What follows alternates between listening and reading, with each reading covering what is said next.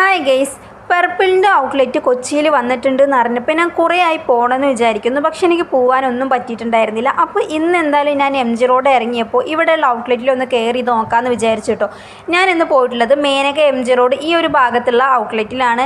ഇവിടെ വന്നപ്പോൾ ഞാൻ കുറേ സാധനങ്ങൾ വാങ്ങണമെന്ന് വിചാരിച്ചിട്ടാണ് വന്നിട്ടുണ്ടായിരുന്നത്. പക്ഷേ ഞാൻ കുറേ നോക്കിയപ്പോൾ എനിക്ക് കുറച്ച് സ്റ്റോക്ക് ഔട്ടുള്ളതൊക്കെ ഉണ്ടായിരുന്നു കേട്ടോ. അപ്പോൾ ഞാനത് പിന്നെ ഓൺലൈനായിട്ട് തന്നെ ഓർഡർ ചെയ്യാമെന്ന് വിചാരിച്ച്.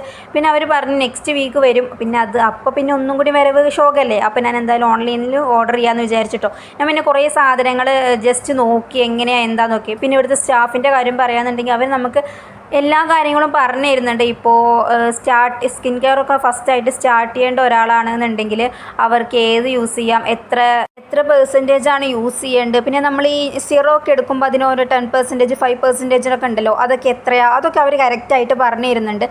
എനിക്ക് കുറേ സ്കിൻ കെയറിൻ്റെ സാധനങ്ങളൊന്നും ഞാൻ നോക്കാറില്ല. ബട്ട് എനിക്കിത് കണ്ടപ്പോൾ എല്ലാം ഒന്ന് ജസ്റ്റ് ട്രൈ ചെയ്ത് നോക്കണം അങ്ങനെയൊക്കെ തോന്നിയിട്ടോ. ഞാൻ 2-3 പ്രൊഡക്റ്റ് മാത്രമേ ഇത്രയും ബ്രാൻഡിൻ്റെ പ്രൊഡക്റ്റ് മാത്രമേ ഇത്രയും കാലമായിട്ട് ഞാൻ യൂസ് ചെയ്ത് നോക്കിയിട്ടുള്ളൂ.